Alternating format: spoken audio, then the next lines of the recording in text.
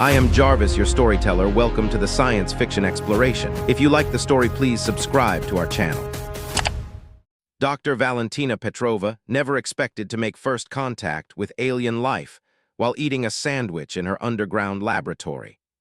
The quantum containment chamber hummed steadily as she monitored the microscopic black hole floating within its electromagnetic field. Her lunch break was interrupted by an urgent alert from the facility's security system. Unidentified object approaching lunar orbit, the AI announced calmly. Configuration unknown, no match with existing databases. Valentina sighed, carefully wrapping up her sandwich. After 15 years of pioneering work in quantum singularity manipulation, she had grown accustomed to government officials and corporate representatives dropping by unannounced. But something about this alert felt different. The massive vessel that appeared in the sky above the lunar research facility defied human engineering. Its surface rippled like liquid metal, reflecting the stark lunar landscape in impossible patterns. Dr. Petrova and her team watched in stunned silence as smaller craft emerged from its hull, descending toward their facility with impossible grace. The beings that emerged from the shuttles looked nothing like humanity's imagined aliens. The Zephyrians, as they would later introduce themselves, resembled crystalline structures that shifted and flowed like living mercury. Their leader, Ambassador Helios Prime, approached the human delegation with what seemed to be both curiosity and concern. "We detected quantum singularity manipulation from your facility," the alien's translated voice resonated in their minds. "This is unexpected from your technological level." Dr. Petrova stepped forward, her scientific curiosity overwhelming any apprehension. "We've been studying micro-black holes for decades. They're quite stable once you understand the harmonic resonance patterns."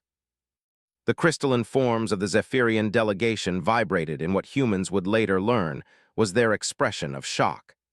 "Impossible," Helios Prime declared. "Your species has barely achieved interplanetary travel. The mathematical complexity of singularity manipulation should be beyond your capabilities for at least another millennium." Valentina pulled up the latest test results on her tablet. "Would you like to see our data? We've successfully contained black holes ranging from microscopic to the mass of small mountains. We're even developing commercial applications." The aliens' crystalline forms pulsed with colors that had no names in human language. Their agitation was palpable as they examined the human facility's containment systems and research data. What they found defied their understanding of technological progression. The humans weren't just controlling black holes. They were doing it with an intuitive ease that bordered on impossible. Where advanced civilizations required massive computational arrays and energy grids to maintain stable singularities, the humans were achieving the same results with equipment that seemed absurdly primitive by galactic standards. "Director Petrova," Helios Prime finally spoke, their crystalline forms stabilizing into a more rigid configuration, "your facility's achievements have implications. The Galactic Council must be informed." As if to emphasize the alien's point, one of Valentina's junior researchers, Dr. Marcus Wung, casually adjusted a containment field parameter without even looking up from his coffee. The Zephyrians watched in horror as he manipulated forces that their civilization treated with religious reverence while simultaneously solving a crossword puzzle. "Is something wrong?" Valentina asked, nodding their distress. "The containment fields are perfectly stable. We haven't had an accident in years." "Years?" Another Zephyrian, Science Officer Nebula 7, vibrated with disbelief. "You speak of controlling cosmic singularities as if they were household appliances." "Well, we are developing a waste disposal system using micro-black holes," Marcus mentioned offhandedly. "Very efficient, zero emissions." The news of humanity's casual mastery over black holes spread through the galactic community like a shockwave. Within days, the lunar facility was hosting delegations from dozens of advanced civilizations, each more bewildered than the last by humanity's inexplicable abilities. Valentina found herself becoming not just a scientist, but humanity's unofficial ambassador to a universe that couldn't decide whether to fear or admire their species. As she prepared for her presentation to the Galactic Council, she couldn't help but wonder if their unique understanding of black holes was a gift or a curse. Little did she know that her sandwich-interrupted lunch break would be remembered as the moment that changed humanity's place in the cosmos forever. The universe, it seemed, had a sense of irony, and humanity's casual relationship with one of its most destructive forces was about to reshape galactic society in ways no one could have predicted. The Grand Assembly Hall of the Galactic Council resembled a massive amphitheater designed by an architect who had fevered dreams about geometric impossibilities. Representatives from over 3,000 civilizations occupied floating platforms that spiraled up into the darkness, their forms ranging from crystalline to gaseous to dimensions that hurt human eyes to observe. At the center of this cosmic circus stood Regulatory Officer Nexus 9, a being composed of pure energy contained within an ancient environmental suit. Their job, for the past 3 millennia, had been to prevent exactly the sort of situation they now faced. Honorable Council, Nexus 9's voice resonated through the universal translators. We face an unprecedented crisis. The humans have been manipulating black holes with technology that, by our standards, might as well be sticks and stones. The assembly erupted in a cacophony of protests, psychic emanations, and chemical signals. A delegation of gaseous entities nearly condensed in shock. How is this possible? Demanded Supreme Counselor Vix, their tentacled form rippling with concern. The Arcturian Accords explicitly forbid emergent civilizations from accessing singularity manipulation technology. That's the problem, Nexus 9 replied, projecting images of Dr. Petrova's facility. They didn't access it, they developed it independently. And they did it wrong, or right. We're not sure which is more terrifying. The images showed human scientists casually working with contained black holes, making adjustments that should have required computers the size of planets to calculate. One particularly disturbing clip featured Dr. Marcus Wung using a micro-singularity to heat his coffee while simultaneously solving complex gravitational equations on what the aliens recognized as a primitive smartphone. This defies all known laws of technological progression, declared Technical Advisor Quantumfy, a cloud of intelligent nanites forming into a rough approximation of a humanoid shape. Species must master unified field theory before attempting singularity manipulation. The humans haven't even unified their planetary government. Dr. Valentina Petrova, watching from the human delegation's platform, raised her hand. The gesture was so unexpected that the entire assembly fell silent. No one had ever dared to interrupt a technical advisor's presentation. If I may, she began, her voice steady despite the trillion eyes fixed upon her. I believe you're all overthinking this.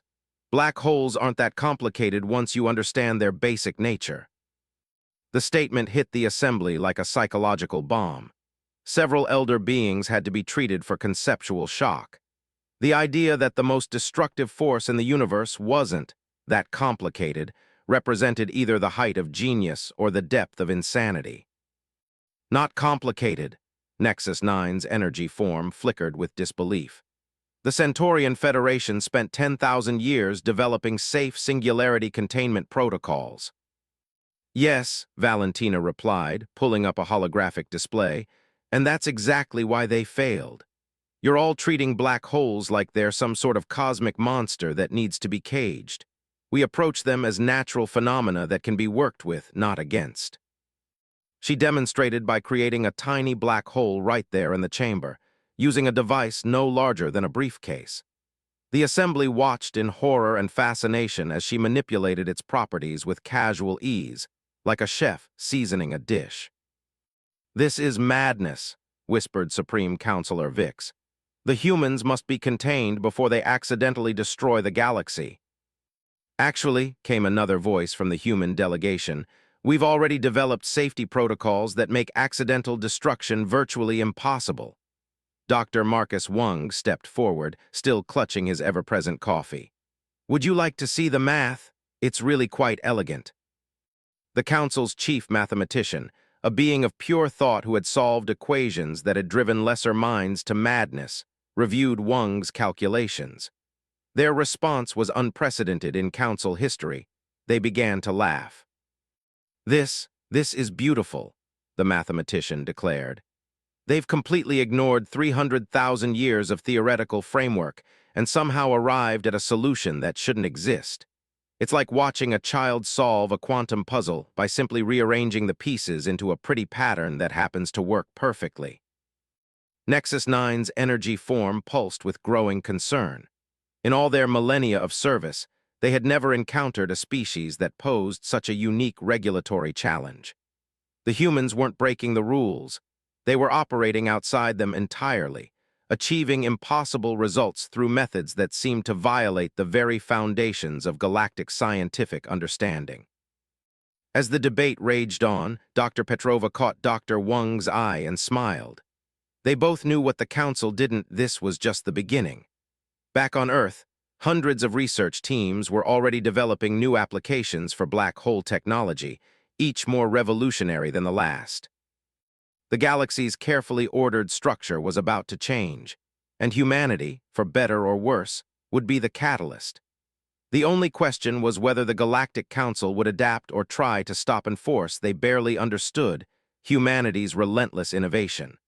The Galactic Council had chosen Jupiter's moon, Europa, as the site for humanity's official demonstration of their black hole technology. The ice-covered moon's surface was now dotted with ships from across the galaxy, their varied designs creating what looked like an abstract art installation against the white landscape. Dr. Valentina Petrova stood in the newly constructed demonstration facility, watching alien delegates file in with a mixture of curiosity and trepidation. She caught sight of Nexus 9's glowing form hovering near the entrance, their energy patterns suggesting barely contained anxiety. "Ready for the show?" Dr. Wang asked, adjusting the settings on what he had dubbed the quantum circus equipment. Their presentation team had spent weeks preparing for this moment, knowing it could determine humanity's future in the galactic community. "As ready as we'll ever be," Valentina replied, straightening her lab coat. "Though I still think they're overreacting. We're just showing them basic applications." The demonstration chamber was designed like an amphitheater, with shielded observation galleries rising in concentric rings around a central platform. Nearly 1,000 alien delegates had gathered, representing civilizations that span the known universe. "Distinguished representatives," Valentina began, her voice carried by universal translators. "Today we'll demonstrate how humanity has integrated black hole technology into practical applications. We'll start with something simple." She activated a device no larger than a microwave oven. Inside, a perfectly controlled microsingularity sprang into existence. Several delegates instinctively retreated to their emergency teleporters. "This is our basic energy generator," she explained, feeding ordinary waste material into the device. "It converts matter directly into usable energy with nearly perfect efficiency. No radiation, no waste products, just clean power." The energy output readings caused Technical Advisor Quantumfy's nanite cloud to temporarily lose cohesion. "Impossible," they buzzed. "The containment calculations alone should require a computer the size of a moon." Dr. Wang stepped forward, pulling up a holographic display. "Actually, we found that traditional computational approaches overcomplicate things. Here's our basic containment equation." He sketched out a surprisingly elegant mathematical formula that sent ripples of shock through the assembled scientists. "But that's like using a child's crayon drawing to describe quantum mechanics," protested a Centaurian physicist. "And yet," they added, studying the equation more closely, "it works perfectly. How?" Valentina moved on to the next demonstration before the debate could derail their schedule. "Now, for something more interesting." She activated a larger device, creating what appeared to be a doorway of pure darkness. "We call this a spacefold gateway," she explained. "It uses controlled microsingularities to create stable passages through spacetime. Completely safe for transport, though I recommend not thinking too hard about the underlying physics while using it. To prove her point, she casually walked through the gateway, appearing instantly at the other end of the chamber. Several alien delegates had to be treated for conceptual shock. "This is dangerous beyond measure," declared Supreme Counselor Vix, their tentacles writhing in agitation. "You're treating fundamental forces of the universe like toys." "Not toys," Valentina corrected firmly. "Tools. Just as your ancestors learned to use fire without understanding plasma physics, we've learned to work with black holes through practical application and observation." The demonstrations continued, each more impressive than the last. Dr. Wang showed off a waste disposal system that could safely eliminate any material by converting it to energy. Another researcher demonstrated gravitational lenses that could bend light and gravity fields for various applications. But it was the final demonstration that truly captured the galaxy's attention. Valentina unveiled what looked like a simple black sphere, about the size of a baseball. "This," she announced, "is what we call a universal translator. It uses quantum singularity properties to analyze and decode any form of communication, including those based on chemical, psychic, or dimensional signals." The device activated, and suddenly every being in the room could understand each other perfectly, without the need for traditional translation technology. The implications were staggering: instant, perfect communication across all species and forms of consciousness. "You see," Valentina continued, her words now reaching every mind in their native form of thought, "black holes aren't just destructive forces. They're windows into the fundamental nature of reality, and humanity has only scratched the surface of what's possible." As the demonstration concluded, the alien delegates were left in a state of profound uncertainty. Humanity had not just mastered black hole technology, they had reimagined its very purpose. Where other civilizations saw weapons of mass destruction, humans saw tools for creation and connection. Nexus 9 approached Valentina after the presentation, their energy form flickering with what might have been resignation. "You realize," they said, "that you've just completely undermined 3 million years of established scientific doctrine." Valentina smiled. "Sometimes the best way forward is to forget what you think you know and look at things with fresh eyes." The implications of humanity's innovations were clear. The galaxy would never be the same. The only question was whether the galactic community would embrace this change or try to resist the inevitable evolution of their understanding of the universe. The aftermath of humanity's demonstration reverberated through galactic society like ripples in spacetime. The Grand Assembly Hall had become a battlefield of ideologies, with various factions arguing over humanity's role in the cosmic community. The chamber's architecture seemed to absorb and amplify the tension, its crystalline surfaces reflecting the heated debates taking place on every level.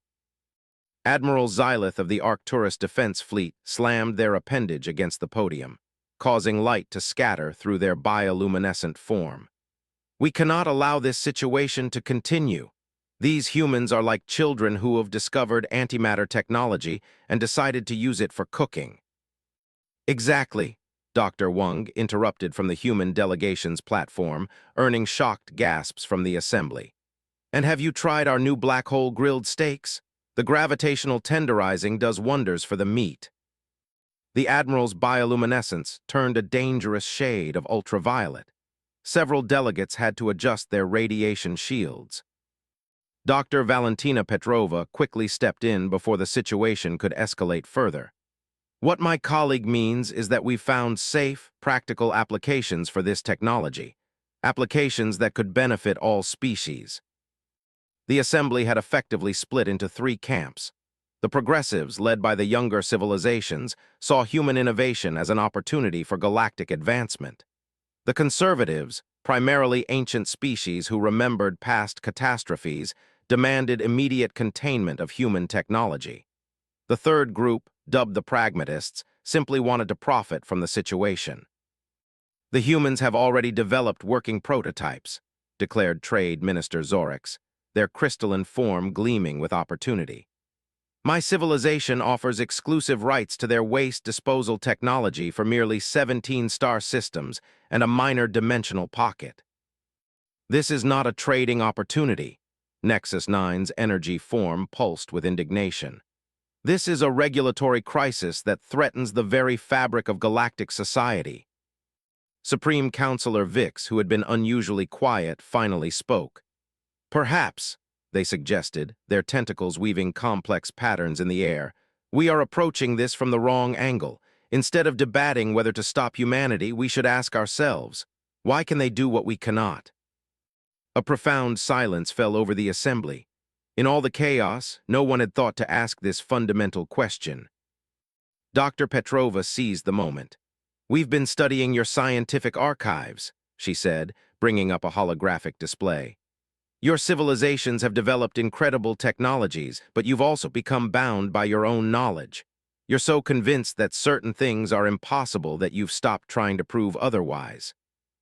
She demonstrated by creating a tiny black hole in her palm, something that should have required massive machinery according to conventional galactic science. "We succeeded because we didn't know we couldn't, and now that we have, we're finding new possibilities every day." "But the risks," Admiral Xylith began.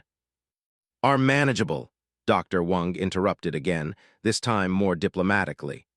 "We've developed fail-safes and safety protocols that are actually more effective than traditional containment methods. Because we're not fighting against the black hole's nature, we're working with it." The debate took an unexpected turn when the Council's chief mathematician, still analyzing human equations, made a startling announcement. "Their methods, while unorthodox, show a deep intuitive understanding of cosmic principles that our civilizations have overlooked in our pursuit of theoretical perfection." Trade Minister Zorix's crystalline form sparkled with excitement. "Then the solution is obvious. We establish a joint research initiative. The humans provide their intuitive insights. We provide our advanced infrastructure and millennia of scientific knowledge." "And who," demanded Admiral Xylith, "would oversee such an initiative? Who would ensure these humans don't accidentally create a supermassive black hole in the middle of a populated system?" "We would," came a new voice. Dr. Valentina turned to see her colleague, Dr. Yuki Tanaka, step forward. A quantum physicist who had been quietly observing until now, she carried herself with calm authority. "We propose the establishment of the Interstellar Black Hole Research and Safety Commission. Joint oversight, shared knowledge, mutual benefit." The proposal sent waves of murmuring through the assembly. It was radical, unprecedented, and yet strangely logical. The humans had already proven they couldn't be simply controlled or contained. Perhaps cooperation was the only viable path forward. Nexus 9's energy form shifted through various states of uncertainty before stabilizing. Such an arrangement would require significant amendments to the galactic regulatory framework. Thousands of laws would need to be rewritten. "Then we'll rewrite them," Valentina stated firmly. "Just as we're rewriting our understanding of black holes, the universe is too vast and wonderful for us to be bound by old limitations." As the assembly descended into intense discussion, Dr. Wang leaned over to Valentina. "You realize," he whispered, "that if they accept this, we'll be responsible for helping write safety protocols for technology we barely understand ourselves." Valentina smiled. "That's the beauty of it. We'll all be learning together. And sometimes not knowing the right way to do something leads to discovering better ways." The fate of human black hole technology, and perhaps the future of galactic scientific cooperation, hung in the balance.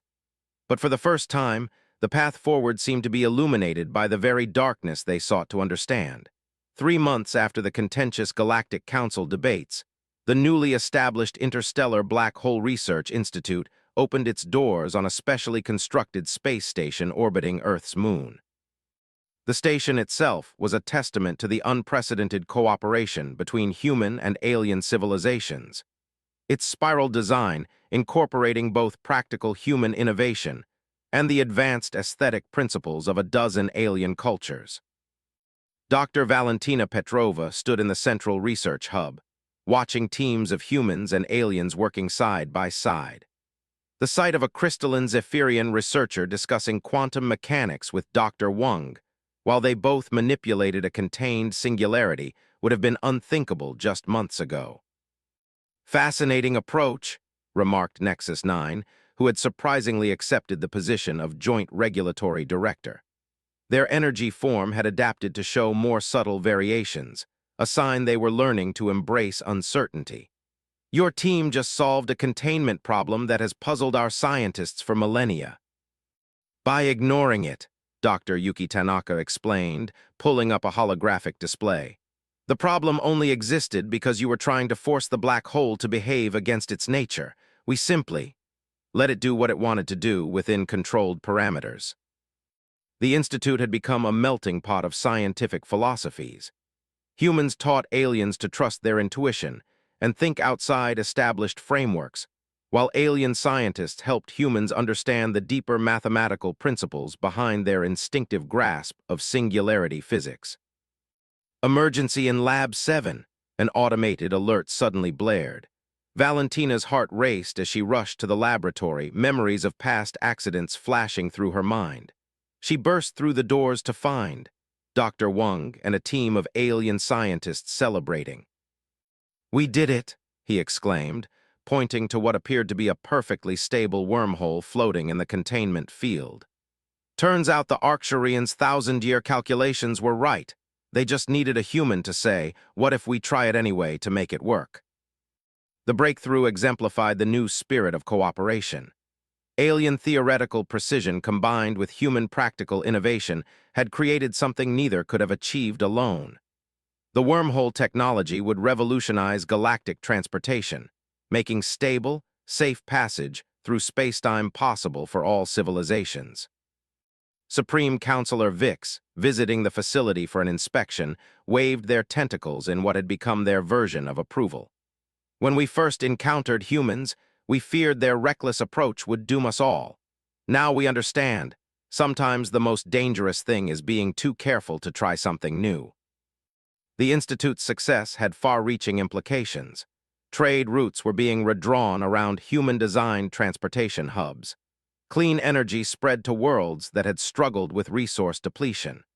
The universal translator technology was breaking down ancient barriers between species.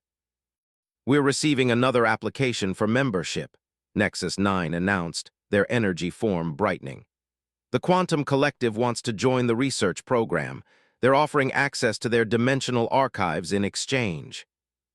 Dr. Petrova smiled, remembering the early days of panic and opposition. Now civilizations were queuing up to participate in what had become the galaxy's most prestigious scientific initiative. But it wasn't all about grand technological achievements. In a quiet corner of the station, a young human researcher was teaching a group of alien scientists how to make coffee using a carefully controlled microsingularity. "The trick," she explained, "is to let the gravitational forces enhance the extraction process. Plus, it makes the most amazing latte art." The scene perfectly captured humanity's unique contribution to galactic society. The ability to see wonder and practical application in forces that others only feared. The black holes that had once threatened to tear the galaxy apart were now bringing it together in ways no one had imagined. As Valentina prepared for another day of groundbreaking research, she caught sight of Earth through the station's observation window. The pale blue dot that had given birth to humanity's unique perspective now served as a beacon of innovation for the entire galaxy. "Dr. Petrova," called out an excited alien researcher, their multifaceted eyes gleaming with enthusiasm, "we think we've found a way to use quantum singularities for environmental restoration. Would you like to see?" "Always," she replied, turning away from the window. The future stretched out before them like an endless horizon, full of possibilities that neither humans nor aliens had dreamed of yet, and they would explore it together, one black hole at a time. The galaxy had feared that humanity's casual relationship with cosmic forces would lead to destruction. Instead, it had opened the door to a new age of discovery and cooperation. As Dr. Wang often joked, "Sometimes you have to stare into the abyss to realize it's just waiting to be understood." The story of humanity's rise from a primitive planetary civilization to leaders in cosmic innovation would be told across the galaxy for generations to come. But for those working at the Institute, it was just the beginning. After all, there were still so many black holes to explore, so many mysteries to unravel, and so many cups of gravitationally enhanced coffee to perfect.